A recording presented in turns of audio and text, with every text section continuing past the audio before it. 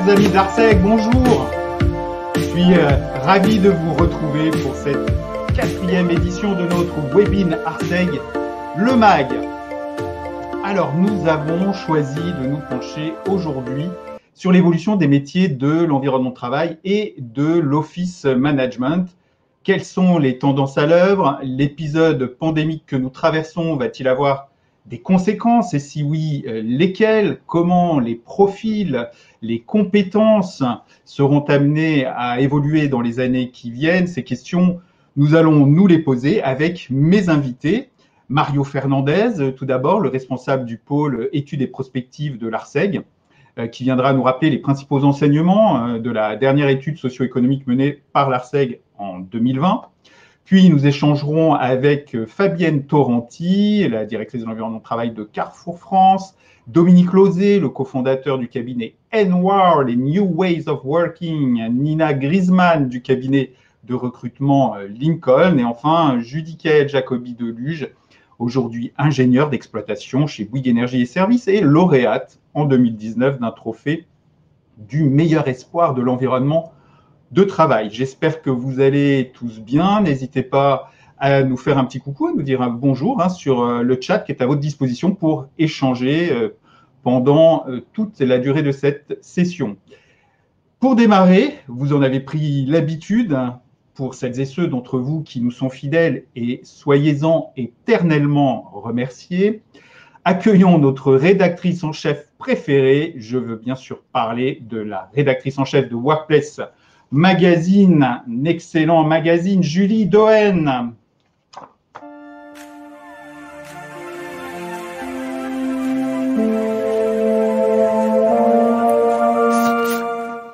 Bonjour Julie.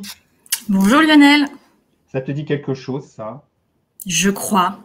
Ça me dit quelque chose. Je crois que c'est sorti assez récemment. Mais oui, ce sont les derniers numéros de Workplace Magazine et d'Infobureau Mag. Il y a des mines de choses là-dedans. Et alors, sur ce dernier numéro, on parle aménagement. Le bureau, forcément. Une notion à réinventer. Et oui, c'est dans l'air du temps. Et puis, sur Infobureau Mag, on parle de beaucoup de fournitures et de l'avenir pas si radieux du travail hybride. Je vous encourage à lire l'édito du rédac-chef d'Infobureau Mag. Alors, Julie, merci beaucoup de ta présence. Qu'est-ce que t'a inspiré notre thème du jour? Pourquoi est-ce qu'on peut s'interroger sur la venue d'un prochain Big Bang pour les professions de l'environnement de travail et de l'office management? Et oui, alors peut-être d'abord, petit rappel des faits historiques. Il y a quelques années, le directeur des services généraux devenait le directeur de l'environnement de travail, une évolution qui traduisait le périmètre plus large de la fonction, mais aussi la position stratégique de l'environnement de travail en entreprise. Les DET se sont ainsi vu confier des missions liées à l'optimisation et à la flexibilisation des espaces, mais aussi à la qualité de vie au travail, au bien-être, voire pour certains au bonheur des salariés, avec le développement des services aux collaborateurs en tout genre. Et puis, la crise sanitaire est passée par là, laissant les bureaux vides et les salariés chez eux. Si cela aura permis d'affirmer le rôle central du DET au sein de l'entreprise, garant à la fois du bon fonctionnement des sites, même en activité réduite, et surtout garant de la santé et de la sécurité des collaborateurs, cela aura également remis en perspective l'évolution du métier, car avec le développement du télétravail, il va falloir désormais penser à la fois présence physique, mais aussi présence digitale, pilotage sur site et pilotage hors site. Carrément, Julie. Du coup, dans ce monde du travail qui devient de plus en plus, oserais-je lâcher le mot hybride?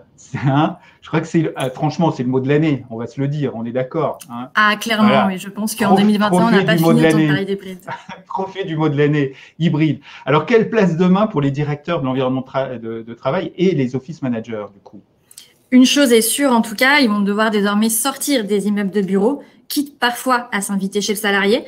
On parlera peut-être plus alors de directeur de l'environnement de travail, mais plutôt de directeur des environnements de travail, avec d'un côté la notion de bureau à réinventer pour en faire un lieu toujours plus collaboratif et expérientiel, et de l'autre le home office à encadrer afin d'assurer le confort, le bien-être et le maintien du lien social. Alors, de nouvelles missions qui demanderont peut-être de nouvelles compétences, petite transformation ou grande révolution pour les métiers de l'environnement de travail, le débat est ouvert, Lionel. Mais oui, le débat est carrément ouvert. Merci beaucoup, Julie, pour ces rappels et ces pistes de réflexion. Hein. Il y a eu, c'est vrai, hein, cette évolution de la dénomination, de la fonction. Eh bien, c'était il y a tout juste 10 ans cette année. Voilà, c'était en 2011. Et puis, il y a ces possibilités nouvelles hein, de travailler ailleurs qu'au bureau et qui interrogent du coup sur la vocation même des bureaux. Hein. Voilà, pourquoi est-ce qu'on ira encore au bureau? Voilà. Le contexte est posé. Merci beaucoup, Julie. Merci aussi pour tout ce que tu fais pour nous dans ces superbes magazines, hein, des mines d'informations, de retour d'expérience. À bientôt. À bientôt. Bon débat. Merci beaucoup. Allez, avant d'accueillir nos intervenants, continuons sur les éléments de contexte avec le responsable du pôle études et prospectives de l'ARSEG, Mario Fernandez. Mario, qui va nous éclairer.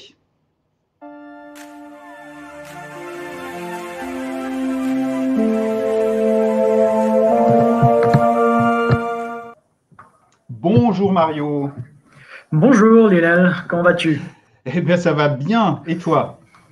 Très bien, merci. Bienvenue, merci de ta participation à cette session.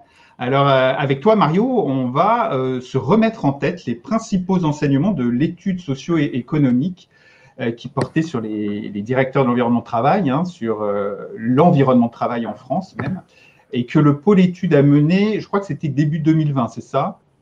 C'est ça, et c'était une étude qui était finalisée quelques mois avant d'ailleurs le début de la crise sanitaire. Donc, et oui, c'était juste avant. Ouais.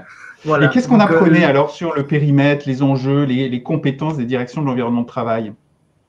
Alors, on a pris plusieurs choses.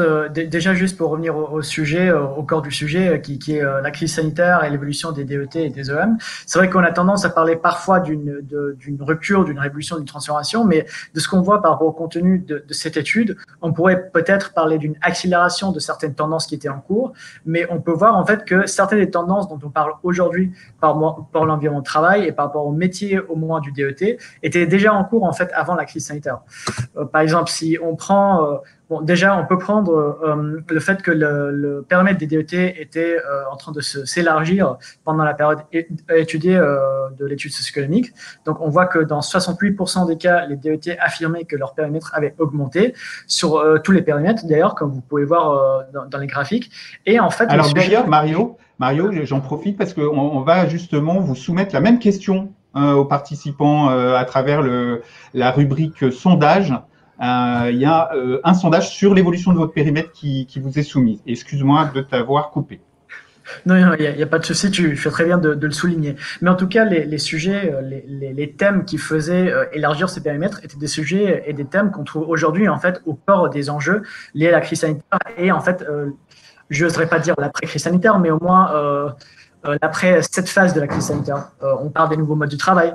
On parle de la transition numérique, on parle aussi de la QVT qui est quand même un enjeu très pertinent aujourd'hui, non seulement avec la santé au travail, mais aussi avec la notion de bien-être dans des espaces qui sont de plus en plus diversifiés. Donc voilà, déjà en termes de périmètre, on voyait une évolution avant la crise sanitaire liée à des thématiques qui existent toujours et qui sont très importantes aujourd'hui et avant cette crise sanitaire. Donc ça, c'est pour le périmètre.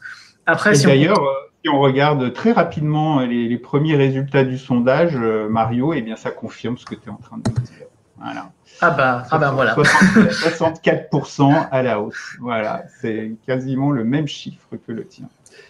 Donc voilà, ce sont des sujets qui ne sont pas nouveaux, même si ils ont peut-être pris un peu plus de place ou qui ont été accélérés par rapport à leur importance et leur mise en place. Et en parlant d'enjeux, si on regarde rapidement en fait les résultats de l'étude socio-économique sur les enjeux de demain, les sujets des prochaines années, en numéro 1, avant la crise sanitaire, on parlait déjà de la gestion des nouveaux modes de travail, dont le télétravail, les bureaux partagés, les coworking, etc.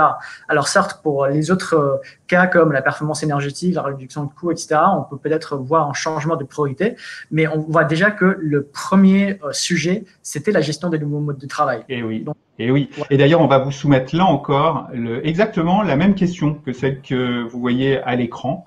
Alors, on va vous demander quels sont vos enjeux pour voir s'il y a une petite évolution par rapport aux résultats qui avaient été obtenus fin 2019, début 2020. Voilà. Donc voilà pour les enjeux de demain, d'hier, pour le dire d'une certaine manière, qui sont celles d'aujourd'hui dans la plupart des cas. Et tout ça pour dire que par rapport à ce périmètre et par rapport à ces enjeux, le DET pré-crise sanitaire, en termes de compétences requises, avec des compétences managériales comme le management tout court, mais aussi des qualités de communication, leadership, esprit d'analyse, pilotage, etc., mais aussi des compétences techniques, rôle d'expert et de conseil, gestion, connaissance des méthodes et d'outils technologiques, etc., etc. Après, je laisse voir aussi avec les experts qui composent aujourd'hui notre panel à quel point ces compétences restent aujourd'hui pertinentes, s'ils ont changé légèrement, si on va en rajouter des autres. Mais voilà, en tout cas, concernant l'étude socio-économique de 2020 pour les DET, si vous voulez acheter cette étude, vous pouvez vous plonger en fait dans l'Odyssée qui est la transformation du métier du DET en cliquant sur le lien qui se trouve sur cette présentation et qui sera, si je ne me trompe pas, partagé après le MAG. Oui, absolument. Juste pour la réalisation, je ne sais pas si vous avez soumis la deuxième question sur les 3 principaux enjeux. Si vous pouvez, voilà, elle vient d'apparaître dans votre rubrique sondage, donc n'hésitez pas à nous partager vos 3 principaux enjeux actuels pour qu'on voit s'il y a une petite évolution par rapport… alors, je sais qu'il y en a beaucoup, donc il faut le temps de tous les lire. C'est ça. On va vous laisser un petit peu de temps. On continue, Mario. Très bien. De mon côté, c'est à peu près tout. C'était une vision d'ensemble avant de lancer le débat sur les transformations en cours. OK. Donc, je retiens de ces chiffres, en fait, sur les enjeux, cette gestion des nouveaux modes de travail en enjeu numéro 1 pour les directions de la vie de l'environnement de travail. En même temps, ça ne me surprend pas, c'est ce que tu as dit. Par contre, j'ai été surpris de trouver la prévention santé ou la gestion des données, de la donnée immobilière assez loin dans le classement. Je constate aussi que l'expérience collaborateur n'était pas citée en tant que telle et éclatait peut-être entre différents enjeux. Voilà, peut-être un autre sujet d'échange avec mes invités de la table ronde qui va démarrer. Avant de nous quitter, Mario, peut-être un mot rapide sur les projets en cours au pôle études et prospectives. Oui, tout à fait. Déjà, pour ceux qui n'ont pas encore participé à la campagne Busy Ratio, qui est un benchmark annuel qui mesure les coûts de l'environnement de travail, vous avez jusque le 12 juillet pour commencer votre saisie. Le pôle études et prospectives est disponible à tout moment pour vous accompagner. N'hésitez pas à me contacter. Tous mes coordonnées sur le site de l'ARSEG et aussi, on prépare pour l'année 2021 une étude socio-économique sur les office managers. Donc, n'hésitez pas. Voilà, si vous êtes intéressé à remplir le questionnaire qui sera renvoyé comme on le fait souvent, et aussi si vous voulez faire partie de mes interviews pour la partie qualitative de l'analyse, n'hésitez pas à me contacter. Très bien. Merci beaucoup, Mario. Je regarde en même temps en live les résultats du sondage sur la deuxième question sur vos 3 principaux enjeux. Eh bien oui, on retrouve quasiment ton classement, la gestion des nouveaux modes de travail devant la réduction des coûts et le déploiement de nouveaux services. Voilà, je constate que par contre, la maîtrise et la gestion de la donnée immobilière un peu plus haut. Prévention, santé, conditions de travail, pas forcément très haut non plus dans le classement. Très bien. Eh bien, voilà qui donne de la matière à réfléchir. Merci beaucoup, Mario. Merci, Lionel. Bon courage, à bientôt. Merci, à bientôt. Salut. Allez, il est temps pour moi d'accueillir les invités de notre table ronde. C'est l'heure du débat.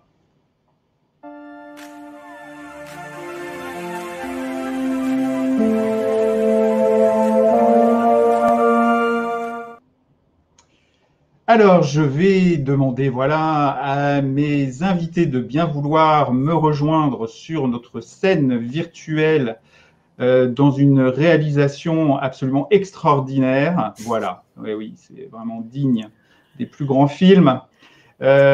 Merci beaucoup, mesdames, messieurs, bonjour. Merci de vos présences ce soir. Bonjour à tous. Bonjour à tous.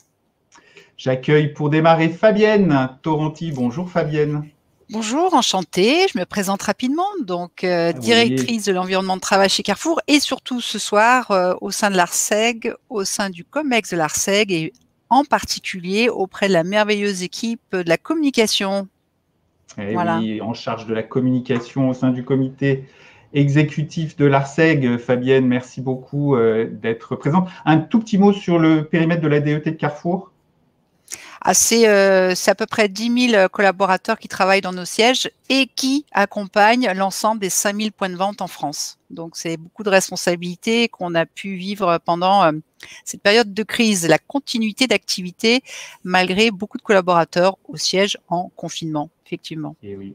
Oui, absolument. Merci beaucoup, Fabienne. Dominique Lozé, bonsoir Dominique. Est-ce qu'on t'entend? Non, tu es avec le micro coupé pour le moment, Dominique. Il va falloir activer le micro.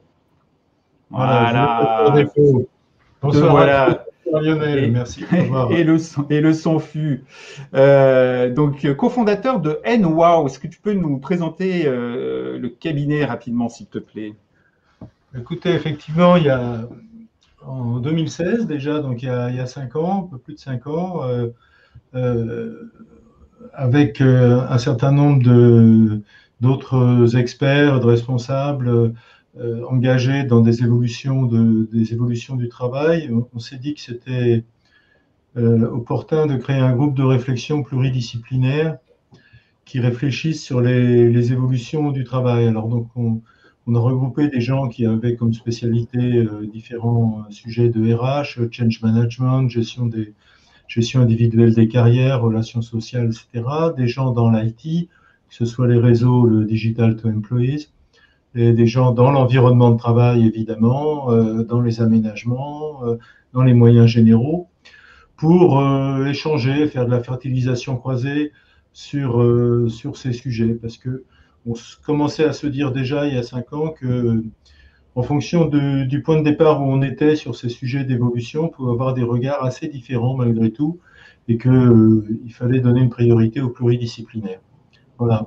Très bien, parfait. Et donc, vous avez créé NWOW, New Ways of Working. New Ways of Working. Parfait, merci beaucoup Dominique. Nina Griezmann, bonsoir Nina. Bonsoir Lionel, bonsoir à tous. Merci de m'accueillir. Ben oui, merci d'avoir accepté notre invitation. Au sein du cabinet Lincoln, que fais-tu au sein du cabinet Lincoln? Et puis, est-ce que tu peux nous présenter Lincoln, s'il te plaît? Oui, alors très très brièvement, Lincoln est un cabinet de conseil en ressources humaines. On existe depuis 1992 aujourd'hui, donc oui. assez ancien. On intervient, nous, notre volonté, c'est de ne pas être simplement un cabinet de recrutement, mais plutôt un cabinet accompagnateur de talents.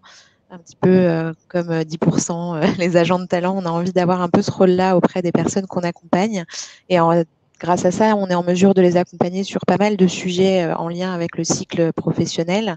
Donc effectivement sur un volet recrutement qui reste majoritaire, mais on peut également les accompagner sur tout ce qui est bilan, coaching, accompagnement, formation, outplacement, management de transition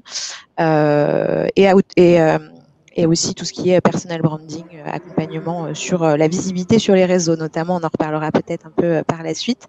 Et pour ma part, personnellement, je suis en charge sur le volet recrutement du département immobilier et construction.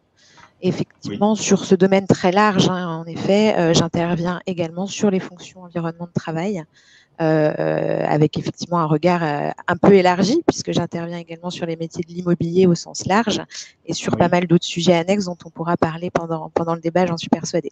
En tout cas, merci beaucoup pour l'accueil. Mais oui, merci en tout cas d'être avec nous. Alors, normalement, nous devrions accueillir Judicaël Jacobi de Luge, qui, je crois, a quelques soucis pour se connecter et nous rejoindre. Alors, Judicaël est ingénieur d'exploitation chez Bouygues Énergie et Services. Et puis, c'était aussi, je l'ai dit en introduction, un espoir de l'environnement de travail. En 2019, à Cannes, elle avait reçu un trophée pour cela. Donc, j'espère qu'elle pourra nous rejoindre parce qu'elle a plein de choses intéressantes à nous dire, notamment sur la relation client-prestataire, donneur d'ordre prestataire, direction de l'environnement de travail et ses partenaires. Voilà.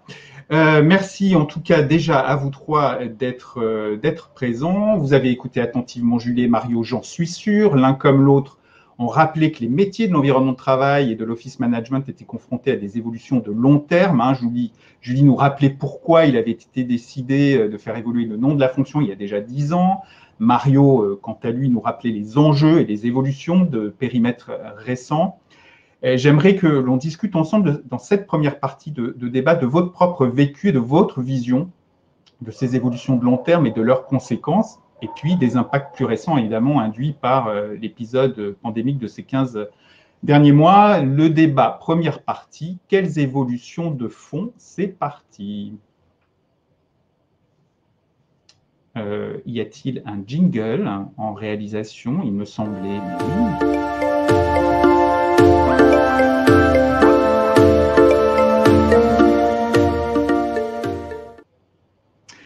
Voilà Fabienne, peut-être je vais démarrer avec toi. Quelles évolutions de fond t'ont particulièrement marqué ou te marquaient particulièrement avant que la crise, évidemment, que la crise se déclenche? Et j'en profite pour accueillir Judicaël, ouais, qui nous rejoint. Bonjour Judicaël.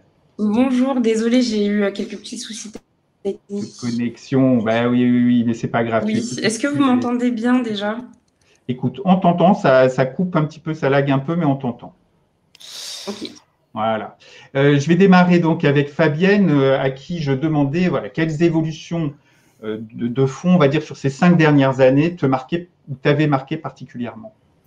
Alors, je ne vais pas revenir sur l'avant et l'ancien bureau statique rempli de papier, de tout ce qu'on peut imaginer, mais on avait déjà effectivement les mutations sociétales qui se réverbérait, en tout cas qu'on voyait à l'intérieur de l'entreprise. Donc du coup, tout se digitalisait au niveau de l'environnement de travail et on avait un paradoxe entre les collaborateurs qui avaient des besoins de digitaliser les choses, du moins de papier, et la volonté aussi qu'ils aient des envies de se retrouver dans des endroits plus conviviaux. Donc juste avant la crise, on avait déjà bien sûr beaucoup d'espaces qui devenaient collaboratifs, beaucoup de bureaux qui, j'allais dire, devenaient plus des bureaux mais des espaces où on travaillait, on collaborait et on avait plus ce côté statique, on avait la mobilité de la société qui était rentrée dans le bureau.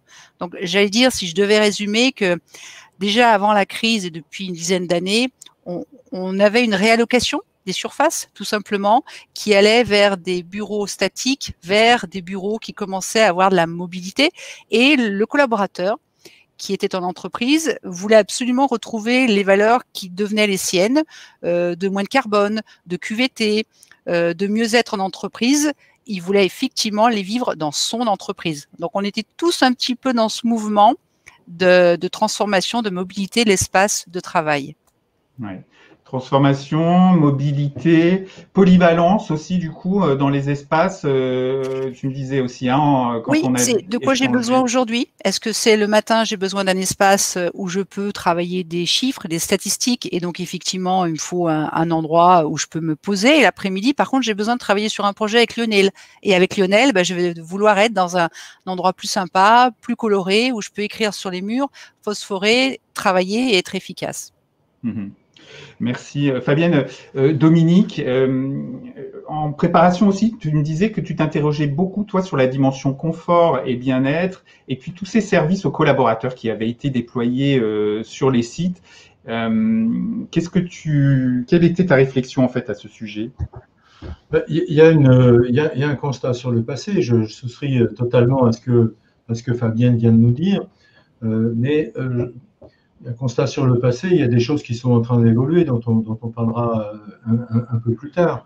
Mais je crois que sur les dernières années, en plus de ce qui vient d'être dit, un des éléments marquants a été la prise de conscience par les ressources humaines ou les directions générales de manière plus emphatique, du fait que les locaux n'étaient pas que fonctionnels, mais qu'ils étaient, les locaux de l'entreprise, perçus par les salariés qui y travaillent et les visiteurs, comme révélateur de la cohérence de la marque et de la marque employeur en ce qui concerne les salariés. Et effectivement, je rejoins complètement Fabienne, il y a des attentes absolument fortes et je dirais même qui croissent en permanence de la part des salariés et des visiteurs sur ce sujet. Le premier contact que vous avez physiquement avec une entreprise, c'est ce que vous envoyez quand vous arrivez dans le hall et puis quand vous êtes reçu par la personne que vous allez visiter. Alors, ça aboutit à ce que les directeurs de l'environnement de travail, les directions de l'environnement de travail ont été incités à dépasser le faire propre, faire ergonomique et fonctionnel, pour concevoir une proposition qui fasse envie, voire même suscite du plaisir. J'essaierai de ne pas employer le mot bonheur. Oui, qui est toujours un peu polémique. Ouais. Voilà. Bon. C'est ainsi qu'on a généralisé effectivement des déploiements de services à la personne dans les bureaux, conciergerie, fitness, télémédecine, quiet room, salle de repos, voire de méditation, que sais-je, en se disant que il y avait une promesse à faire, c'est donner envie aux collaborateurs qui viennent d'être là bien, en toute sérénité, et puis aussi de montrer aux visiteurs extérieurs que les collaborateurs étaient bien traités. Alors, donc ça, cet engouement, on l'a tous constaté. Je crois que l'autre point qu'on a constaté aussi, c'est que cet engouement était parfois, très inégalement intégré à une démarche globale, notamment managériale et organisationnelle. On sait tous, et certaines le savent particulièrement parce qu'ils le vivent, qu'un baby-foot n'a jamais fait disparaître magiquement la peur au ventre que peut avoir un collaborateur s'il est victime d'un management brutal. Donc je pense que ce qui est en train, qu'on est passé d'une tendance forte à demander aux environnements de travail, directions d'environnement de travail, de penser différemment les locaux pour que les collaborateurs y soient mieux, et pour travailler, pour réfléchir, et pour collaborer, etc. Mais on est passé à une deuxième étape qui, pour moi, ne fait que commencer, parce qu'elle a été aussi très, très impactée par la crise sanitaire, qui est l'intégration de cela dans une démarche, je disais tout à l'heure, pluridisciplinaire, c'est-à-dire comment faire pour que tout ceci matche vraiment avec une évolution des organisations, une évolution managériale. Merci Dominique. Nina, cette évolution vers la qualité de vie au travail ces dernières années, c'est aussi ce qui t'aura marqué. Tu m'as parlé aussi de rapprochement avec les RH, les aspects santé-sécurité, la transformation des modes de travail. C'est ce qui t'a aussi beaucoup marqué comme principale tendance de fond ces dernières années? Effectivement, moi, du point de vue recruteur, en tout cas, moi, ce que je peux dire sur les demandes en fait de nos clients, alors que ce soit des clients utilisateurs, des clients propriétaires ou tout simplement aussi des acteurs du conseil, par exemple, ou des prestataires externes, c'est vrai que ça fait quelques années que les sujets récurrents sont le workplace déjà. C'était le mot à la mode, donc avec des créations de postes énormes sur ces sujets-là, avec des compétences nouvelles attendues qui étaient au-delà de la partie pure technique et architecturale, mais qui étaient plutôt sur des aspects de conseil, d'accompagnement au changement, etc. Et du coup, beaucoup de sujets en lien avec ces problématiques-là. On a aussi vu énormément émerger des postes en HSE, hygiène, sécurité, environnement, qui incorporait aussi le côté santé au travail. Donc, ça commençait déjà à être un peu visible, en tout cas, surtout du côté des propriétaires. Et puis, en effet, oui, le rapprochement des RH et de la DET a été assez marqué, puisque sur les derniers sujets que j'ai pu traiter sur ces métiers-là, alors qu'avant, on était quand même majoritairement sur des projets rattachés à la DAF ou à la direction générale. Là, on était quand même beaucoup plus sur du RH avec au-delà d'un rattachement, c'était plus un binôme et on commençait déjà à voir ça. Et aussi, ce qu'on voyait énormément, et ce que je nuancerai un petit peu par la suite, après Covid, c'est on a eu beaucoup de sujets de rapprochement entre les métiers de l'environnement de travail et de l'immobilier, en fait, pour n'en faire qu'un parfois. Avec des vraies compétences attendues sur la valorisation de patrimoine, sur de l'optimisation, sur des réflexions un petit peu plus stratégiques et financières et plus immobilières qu'environnement de travail à strictement parler. Donc ça, on a beaucoup vu se développer ça depuis quelques années. Et puis évidemment, tout ce qui est en lien avec la transformation des espaces de travail, bien évidemment. Mais ça, on l'incorporait quand même pas mal dans le volet workplace. Mais ouais, voilà. C'est bien de rappeler aussi, oui, ce rapprochement des sphères environnement de travail, ex-services généraux et immobilier. Judy Kael, qu'est-ce qui sous-tendait l'évolution des relations entre donneurs d'ordre et, par exemple, un prestataire de facility management? Est-ce qu'il y avait des évolutions importantes ces 5 dernières années? Oui, alors, donc déjà, bonjour à tous, je suis arrivée un peu en retard, donc Judy Kael Jacobi-Deluge, je travaille chez Bouygues Energy Services en qualité d'ingénieur d'exploitation.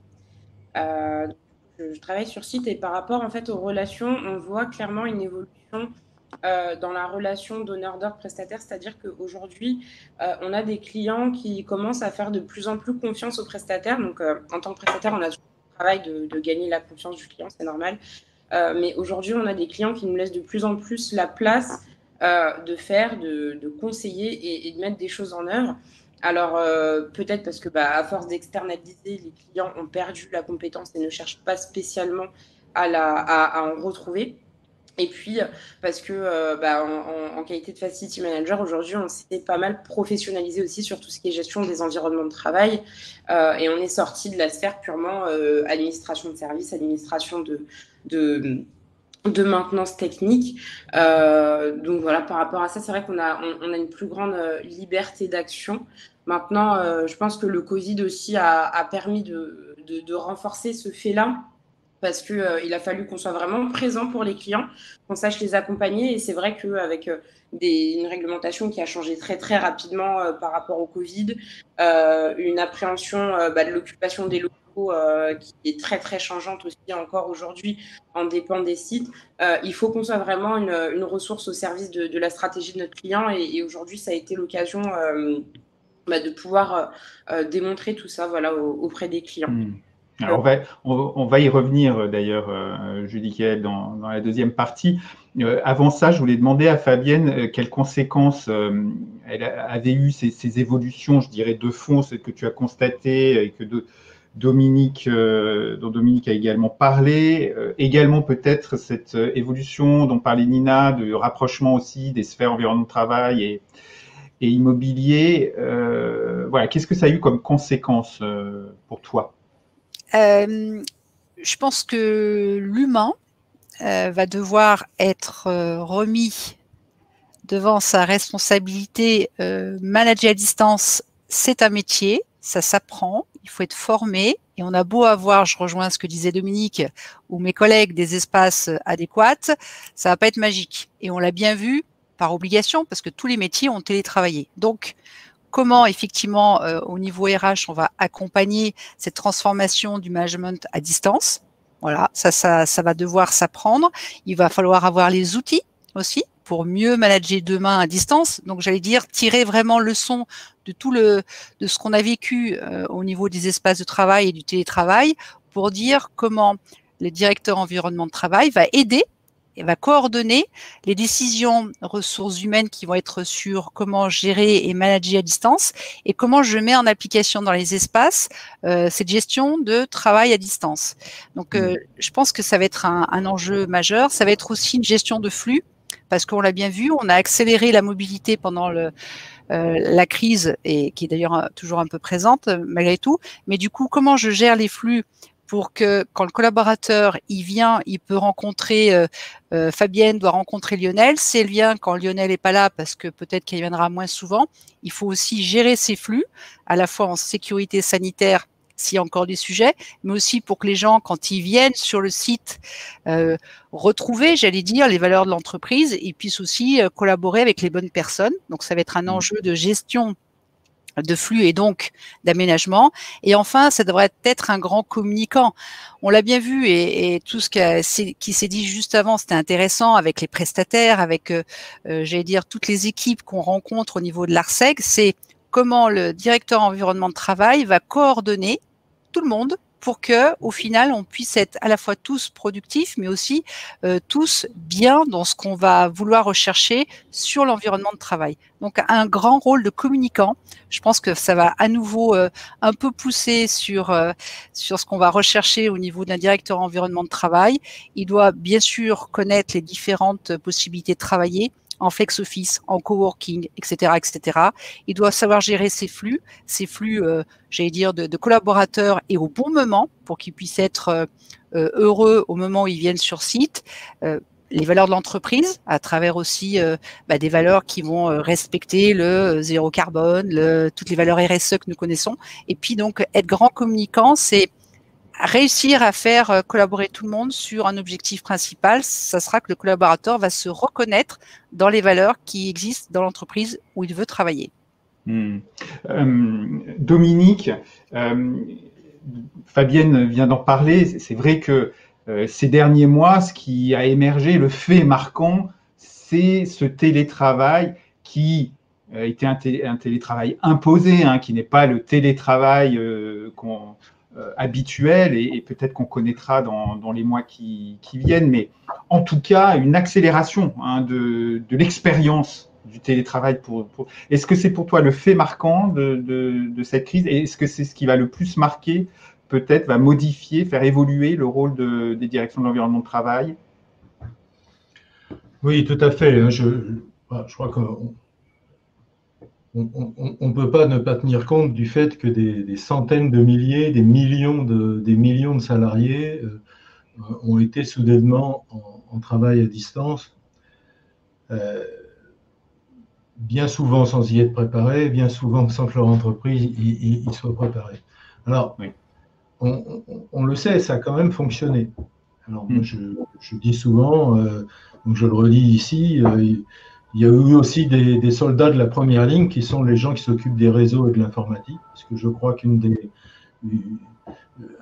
un des acquis extrêmement importants, c'est la mise à niveau, ou en tout cas le bond en avant pour beaucoup d'entreprises qui ne l'avaient pas fait antérieurement de maturation et de redimensionnement des réseaux informatiques, de sécurisation, d'accès aux distances à la data, et puis le digital to employees, le travail à distance, ça veut dire en général vous avez un PC portable ou un smartphone, etc. Donc des dotations de manière beaucoup plus large et beaucoup plus universelle en matière d'outils de travail à distance que ce qui existait. Donc ça, évidemment, c'est quelque chose de fondamental. Même s'il ne faut pas confondre confinement et télétravail. Ouais. Maintenant, on se trouve, j'espère, dans les quelques mois qui viennent, face à de nouvelles interrogations. La première, et je suis bien incapable d'y répondre, d'ailleurs je ne pense pas qu'il y aura une réponse unique, c'est où est-ce que sera le curseur, et particulièrement entre les deux extrêmes de segments de population qui vont mettre des pressions contradictoires auprès des entreprises sur le sujet. Entre un certain nombre de gens qui vont dire « moi c'est absolument formidable, je suis resté à la maison, maintenant vous allez devoir me prouver que c'est vraiment indispensable que je prenne le métro pour aller au bureau, sinon oubliez, moi je reste à la maison ». Et cela, il va falloir faire vraiment des exemples probants. Oui, il y a environ 20 d'après les dernières enquêtes, je crois environ 20% des répondants, des collaborateurs qui ont répondu, qui disaient qu'eux, ils sont partants pour rester 5 jours par semaine en télétravail.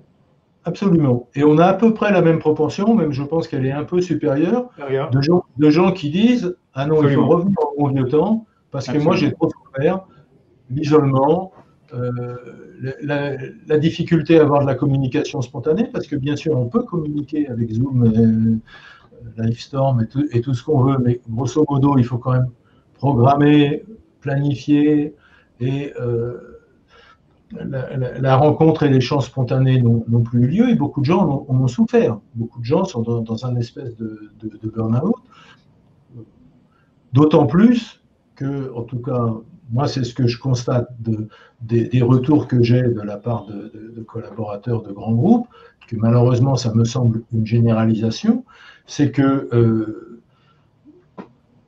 Fabienne parlait des valeurs et des règles qui ont été établies. C'est qu'un certain nombre de règles établies par les entreprises, c'est pas de réunion qui dure plus de 2 heures, pas de réunion à la pause déjeuner, pas de réunion après 18 heures parce qu'il faut pouvoir rentrer chez soi, etc. Tout ça a volé en éclats. On n'a jamais autant travaillé en plage horaire de travail. Donc ça, c'est quelque chose qu'il va falloir revoir. Puis si je reviens, pour finir et pas être trop long, sur la question même des aménagements et des environnements de travail, le fait marquant, c'est que le paradigme du bureau conçu comme un deuxième chez soi, avec la même offre de service que celle que j'ai dans mon quartier, ça va voler en éclats, parce que ça n'a plus de raison d'être. 2 exemples. Les salles de fitness au bureau. Tous les benchmarks montrent que déjà les salles de fitness aujourd'hui ciblent 15% de la population qui est sur place. C'est d'ailleurs leur business model. Quand on fait un business case avec des prestataires de fitness, ils disent alors dans le meilleur des cas 20%, mais en général 15%. Bon, quand on va être à moitié de télétravail, on va tomber à 7,5, puis quand on va être à 2 tiers de télétravail, on va tomber à 5. Comment ça devient vivable? Puis moi, prestataire, comment ça devient vivable mon business case avec 5% ou 7% de participation? Et puis, quel est, pour moi, employeur, RH, direction générale, quelle est la pertinence de mon offre aux salariés de donner quelque chose qui va satisfaire 5 ou 7% de la population? Puis, ça peut aller dans le même sens. Les conciergeries, beaucoup parlé avec des gens impliqués là-dedans. 70% du business des conciergeries, c'est le pressing. C'est normal, vous partez à 8 heures, le pressing, il n'est pas ouvert chez vous. Vous rentrez à 20 heures, il est déjà fermé. Mais c'est fini. Vous avez bien 5 minutes à prendre le jour où vous êtes en télétravail pour aller au pressing à côté de chez vous, au lieu de balader vos chemises dans le métro. Donc, tout ça va changer. Et puis, il y a aussi la restauration. Juste une seconde, c'est le télétravail pour les riches. C'est-à-dire, effectivement, quand vous avez un grand appartement ou une grande maison, vous faites du télétravail, vous êtes content.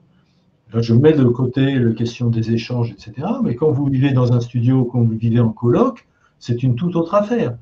Donc, je suis moi absolument persuadé que les entreprises vont avoir une pression réelle, forte, des gens qui sont dans des conditions d'hébergement, des conditions locatives inappropriées au télétravail pour qu'elles investissent dans des tiers-lieux. Et donc, on va avoir 3 offres, le bureau, le télétravail au sens home office, et puis des tiers-lieux. Parce que sinon, le home office sera réservé à ceux qui sont mieux, c'est-à-dire à la hiérarchie.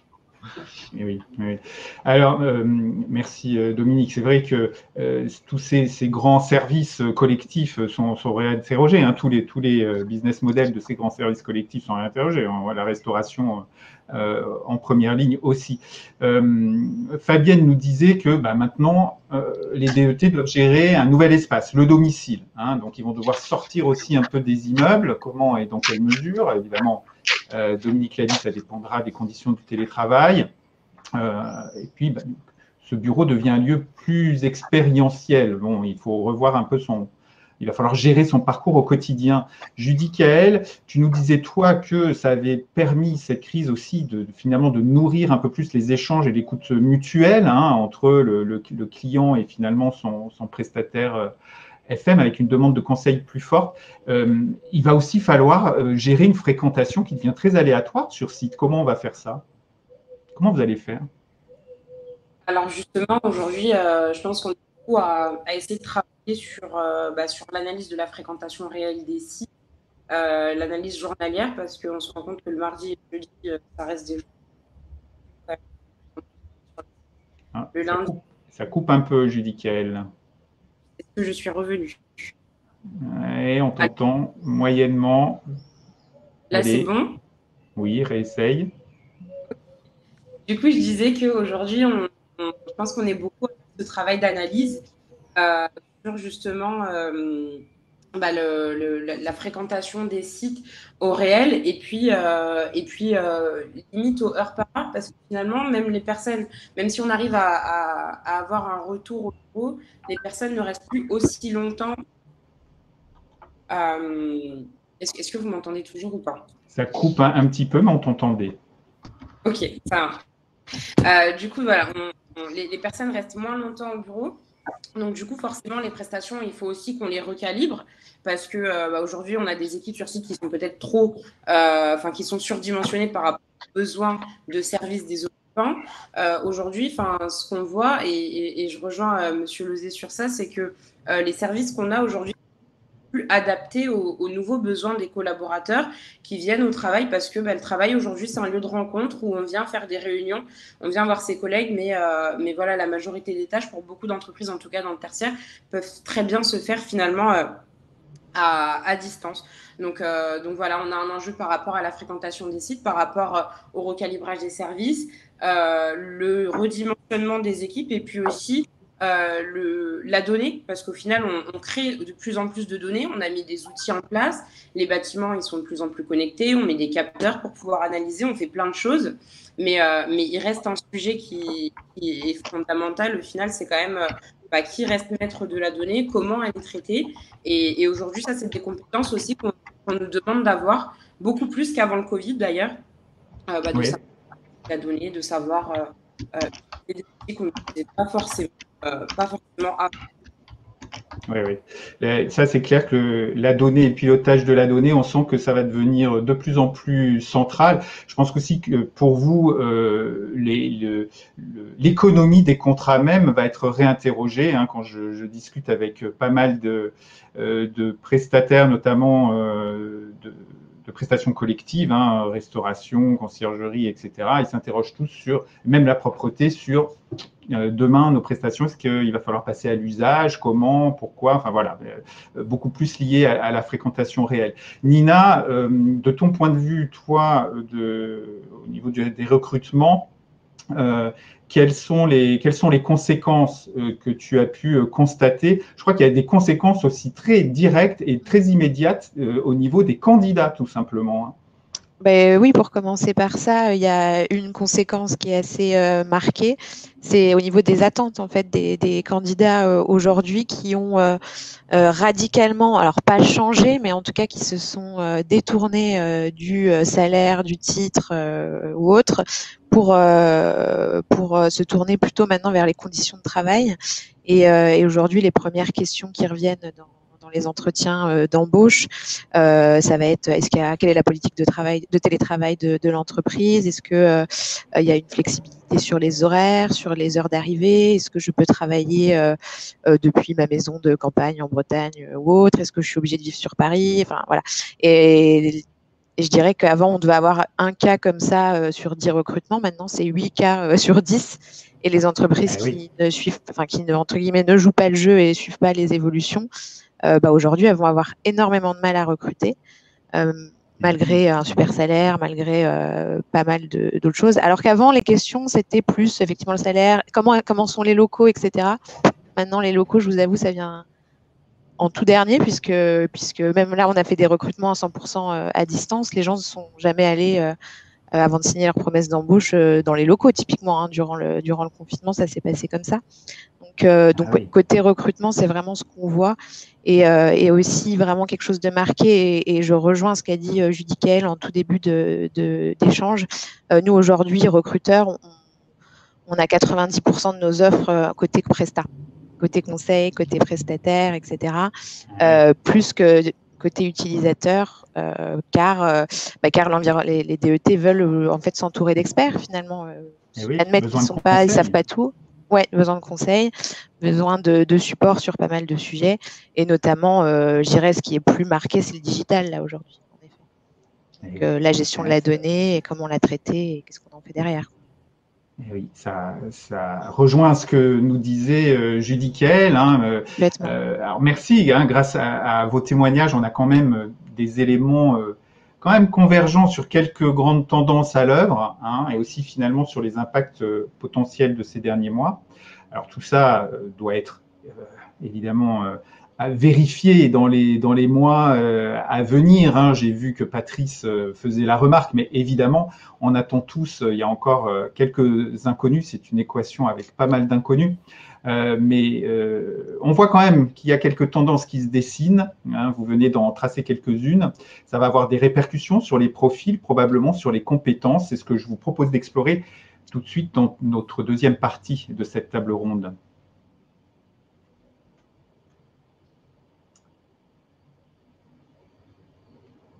Pas de jingle? Si, un petit jingle. Allez.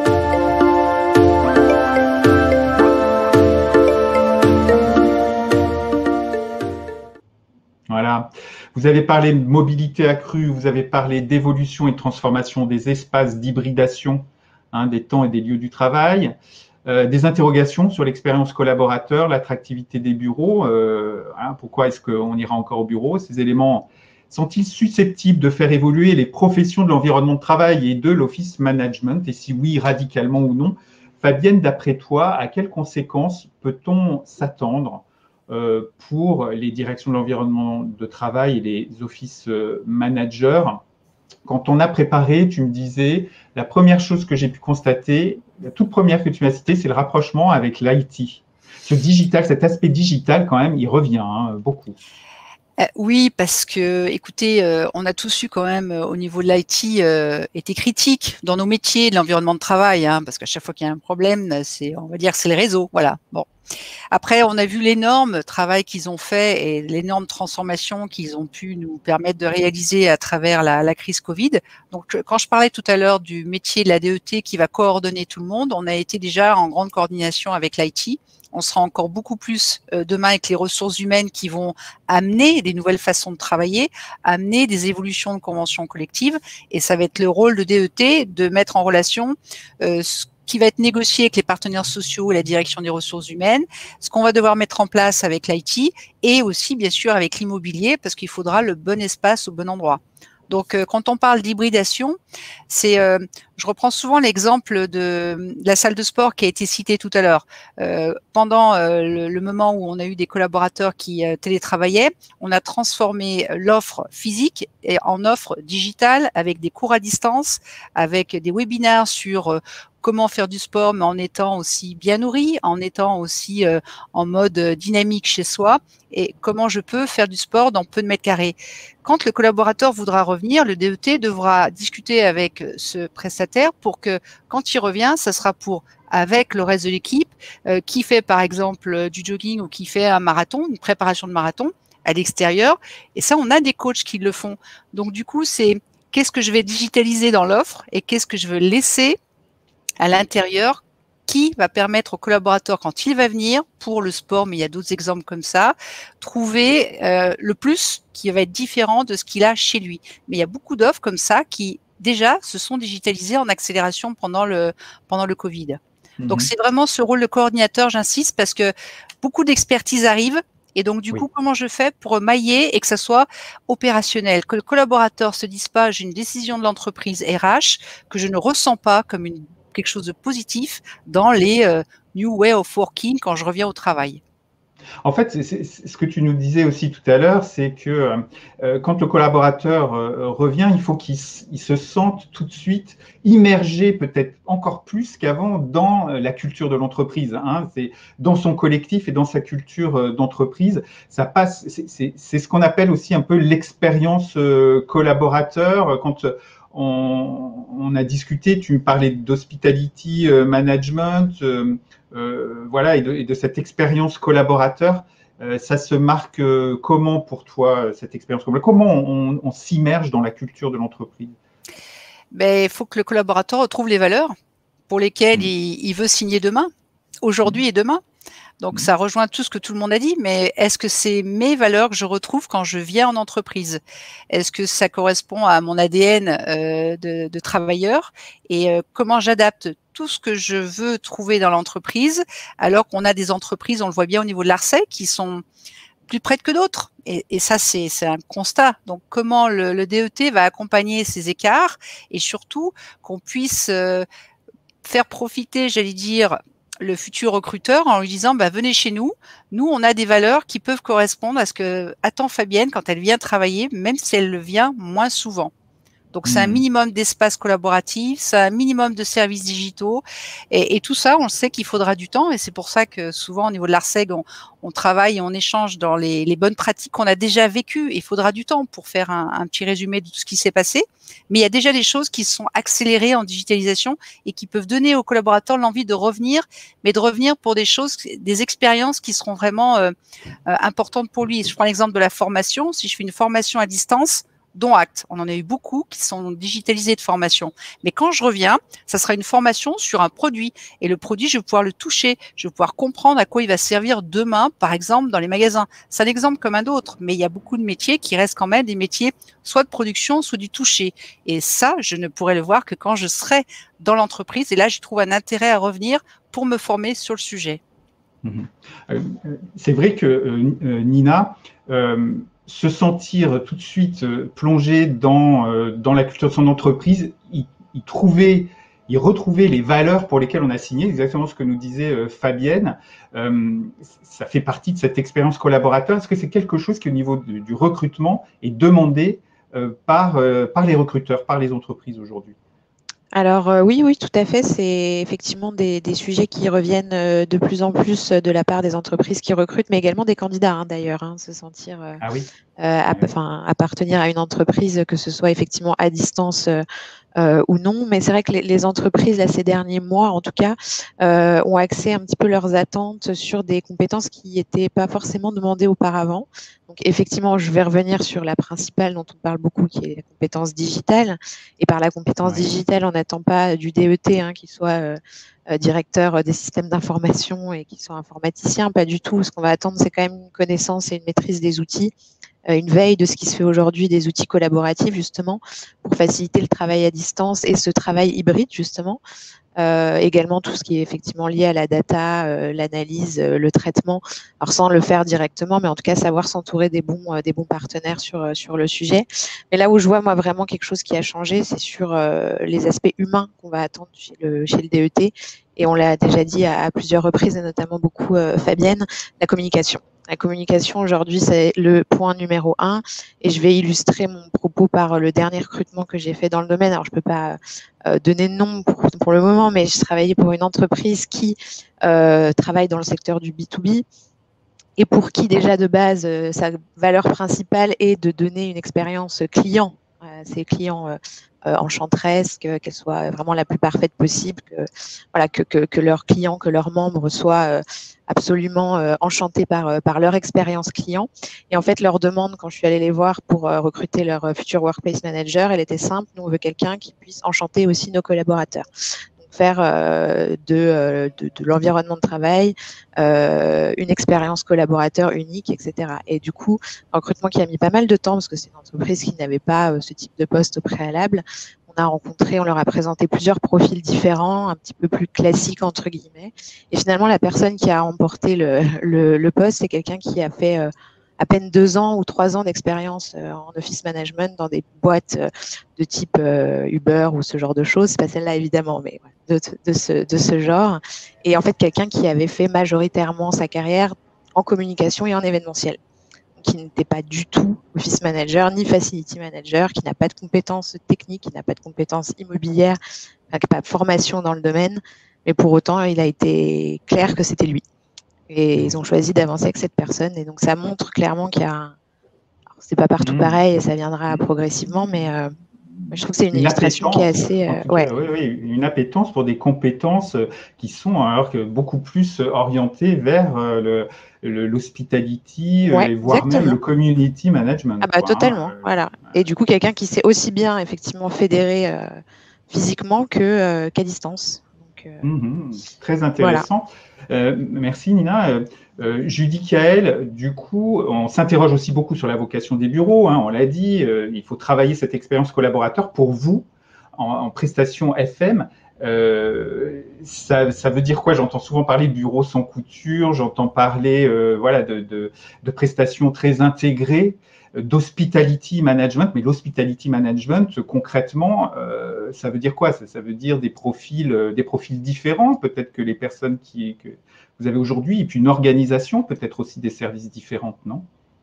Oui, totalement. En fait, l'organisation des services aujourd'hui, telle qu'elle est ou telle qu'elle était, en tout cas avant le Covid, ne peut plus exister parce que forcément, comme on disait, les besoins changent et l'usage des locaux aussi.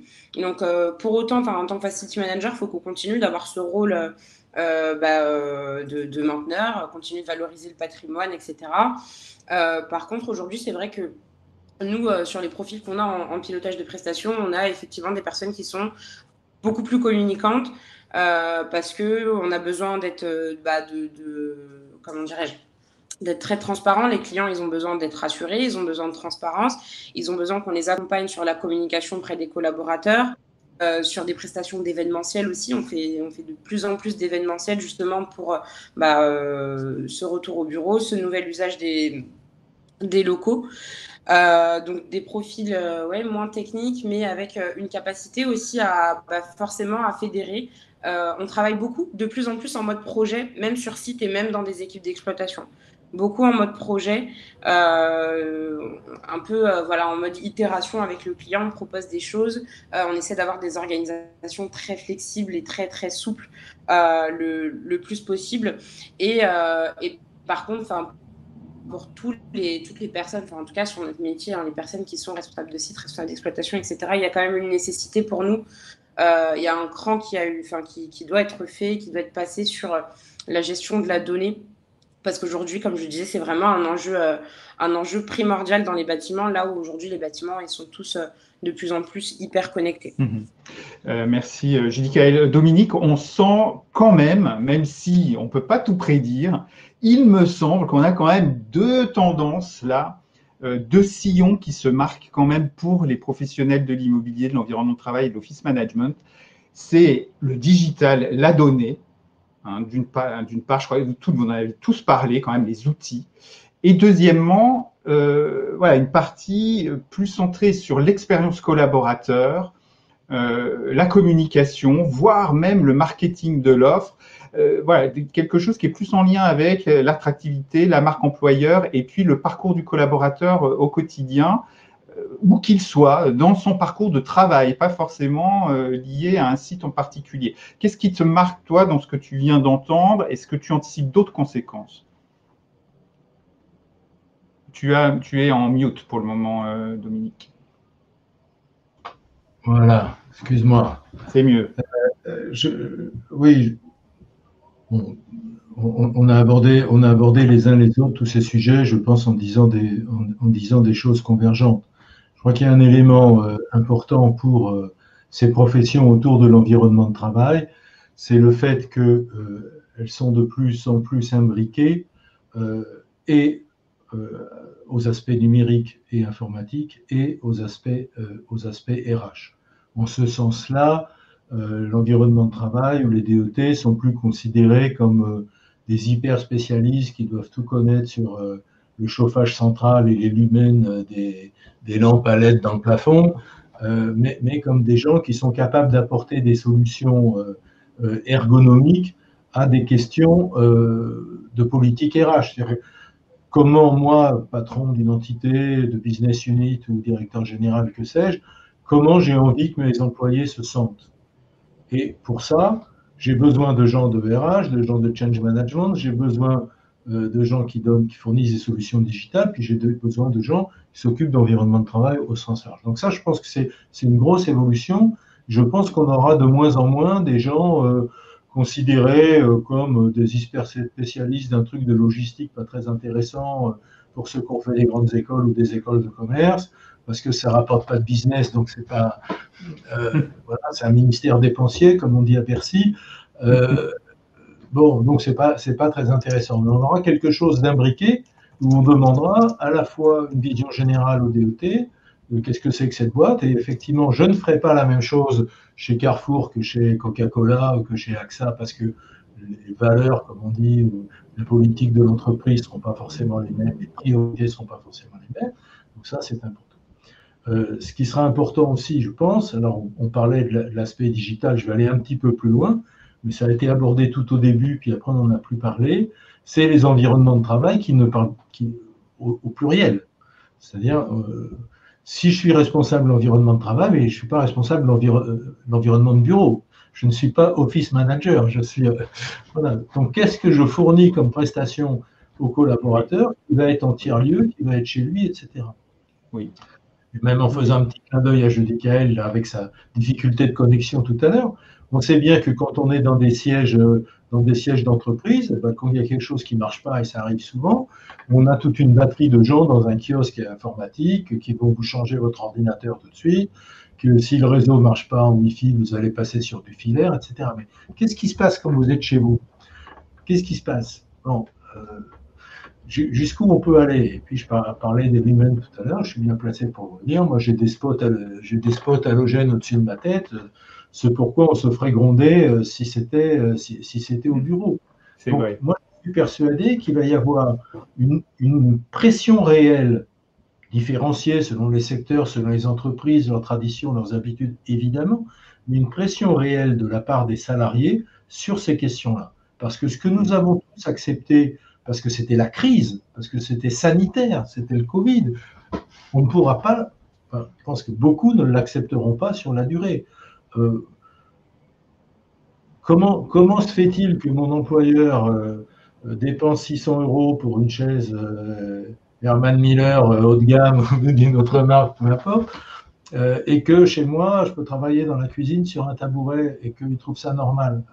Quand c'est une fois de temps en temps, certes, quand c'est au moins la moitié du temps, ça ne va plus. Donc je pense qu'il va y avoir, avec des grandes difficultés, pourquoi est-ce que je vais laisser l'employeur rentrer dans ma maison?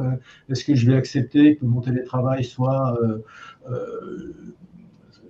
conditionné par le fait que j'accepte un certain nombre de normes? Est-ce qu'au contraire, je vais exiger, moi, qui ai passé tout l'hiver à payer le chauffage dans la journée, alors que d'habitude, je ne chauffe pas dans ma maison dans la journée, est-ce que je vais accepter que ce soit tous les ans pareil, etc. Donc, je pense qu'on va avoir de très grosses évolutions là-dessus, parce que, je me répète, que ce qui était acceptable sur une période contrainte ne le sera pas sur la durée. Et puis enfin…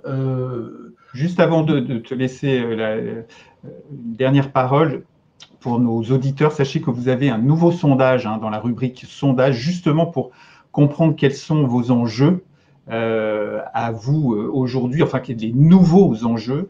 Vous avez répondu à ceux qui étaient au long cours dans la première partie du débat. Là, c'est peut-être les nouveaux enjeux autour de l'expérience collaborateur, l'hospitality, la digitalisation de la fonction, l'accompagnement des télétravailleurs dont vient de parler Dominique. Voilà, n'hésitez pas à répondre. Dominique, je te laisse terminer. Je voulais simplement finir en disant que moi j'ai aussi la conviction, mais on l'a abordé à plusieurs aussi, que nous n'aurons pas un diptyque bureau-maison, home office, mais un triptyque bureau-maison et toute une série de choses un peu différentes qu'on appelle tiers-lieux par commodité. Je ne parle pas de tous les bistrots parisiens maintenant s'appellent espace de coworking, c'est pas de ça dont je parle, mais il va falloir pouvoir offrir des endroits ergonomiques, sécurisés, où la confidentialité soit respectée aux salariés pour qu'il n'ait pas que le choix maison bureau. Et donc, il y aura du collaboratif pour les DET, c'est qu'est-ce que je fais avec ces espaces, quelles normes je mets, est-ce qu'on arrive à des chartes partagées entre différents groupes ou différents secteurs d'activité avec les prestataires de ce genre. Les opérateurs de coworking. On a vu dans un récent sondage qu'au niveau européen, que les Français étaient seuls et les salariés français étaient un peu les seuls en Europe à ne concevoir le travail que majoritairement au bureau ou chez soi. Très très peu en coworking, alors que dans les autres pays d'Europe, ça se répartit presque équitablement entre le bureau, un espace de coworking ou un tiers-lieu, on va dire, et puis son domicile, un tiers. Alors qu'en France, le coworking n'est pas encore considéré comme une option dans ce travail hybride. Merci à vous. J'en profite pour regarder et faire un petit bilan de nos questionnaires dans la rubrique sondage. On peut les regarder ensemble. Anticipez-vous une évolution de vos périmètres fonctionnels? Oui, à la hausse à 73%.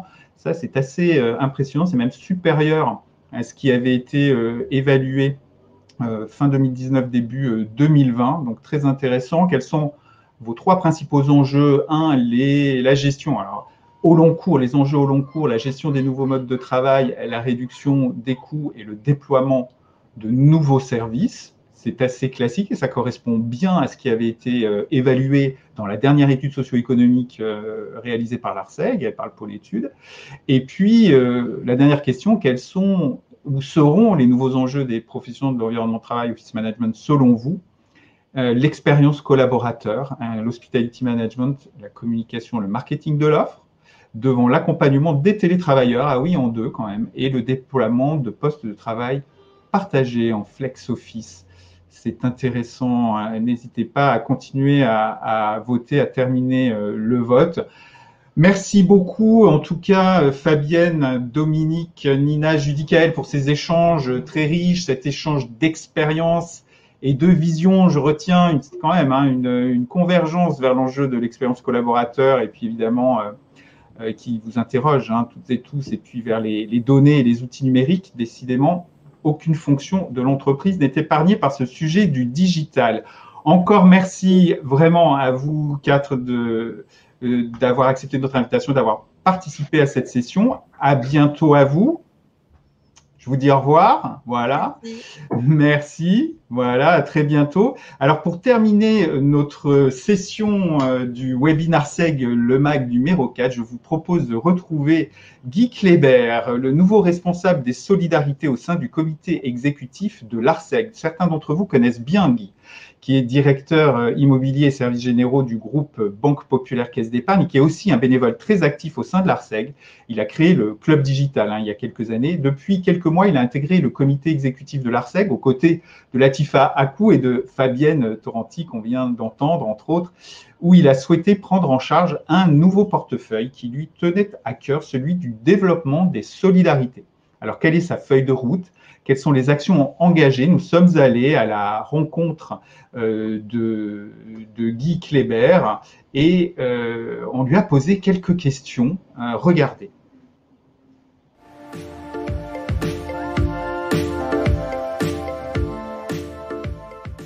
La Commission des solidarités a 3 enjeux majeurs et 3 objectifs majeurs. Le premier, c'est d'apporter de la connaissance auprès de ses adhérents sur les enjeux du métier, le marché de l'emploi, la formation, les compétences et les salaires. Et donc, le premier enjeu, c'était de mettre à disposition une médiathèque solidaire. Le deuxième enjeu de la Commission des solidarités, c'est de mettre à disposition une CVTech dans laquelle on va pouvoir déposer son CV et trouver des offres d'emploi. Le but, bien sûr, est de trouver des offres d'emploi, mais aussi de rester vigilant et visible sur le marché de l'emploi. Le troisième axe, le troisième objectif, c'est d'être solidaire. Et ça, c'est peut-être une nouveauté. On se dit qu'en tant que membre de l'ARCEG, on est une communauté qui doit apporter de l'aide à ceux qui en ont besoin.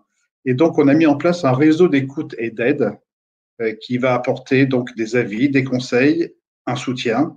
Et c'est ça, être solidaire.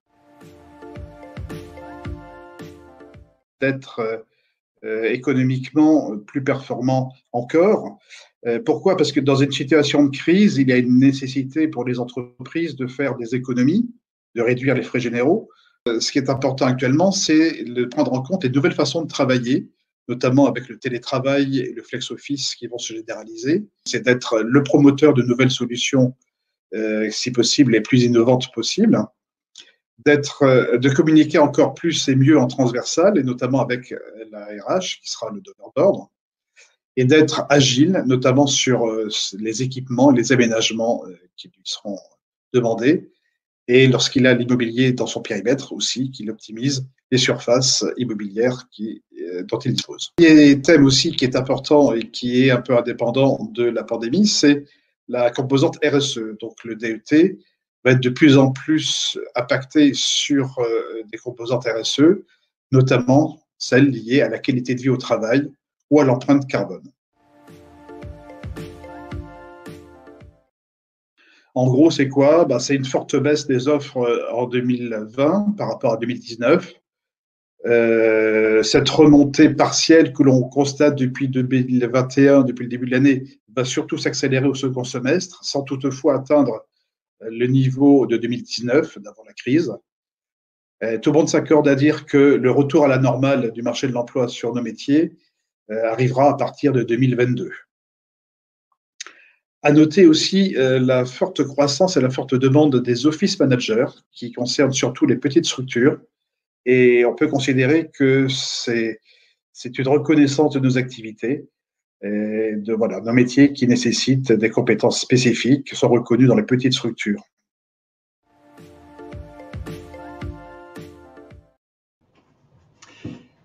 Voilà, merci beaucoup à Guy Kléber qui nous a livré pas mal d'informations et puis surtout pour son action pour ce développement des solidarités au sein de l'ARSEG. Voilà la 4e édition de notre webinaire ARSEG Le Mag, c'est fini. L'occasion pour moi de remercier toutes celles et tous ceux qui ont contribué, nos chroniqueurs bien sûr, Julie et Mario, nos intervenants, Fabienne, Dominique, Nina, Judy, Kaël et Guy, sans oublier celles qui sont à la manette et sans qui rien ne serait possible. Je veux parler de Caroline Brive, de Clémentine Breneau et de Clémentine Agoun. Merci mille fois à vous. Merci à vous tous de nous avoir suivis. J'espère que vous y aurez pris autant de plaisir que moi. Et si vous avez apprécié cette session, n'hésitez pas à recommander le replay de l'émission à votre réseau. Replay accessible via la rubrique « Revivez nos événements » du site ARSEG, www.arseg.asso.fr. Je vous donne rendez-vous le 18 juin, grande date, pour un webinaire conjoint. C'est pour ça aussi que ce sera une grande date dans l'avenir entre l'ARSEG et la NDRH, le premier à ma connaissance, donc ne le ratez pas. Le 24 juin, ce sera le Club Digital, on parlera, devinez quoi, données immobilières, et oui, et le 29 juin, le Club OM, pour Office Management. Évidemment, quant à notre prochaine édition du webinaire ARSEG Le Mag, rendez-vous le 14 septembre. D'ici là, portez-vous bien, passez un bel été, bye bye, ciao, rendez-vous le 14 septembre. Et d'ici là, lisez de la saine lecture. Voilà.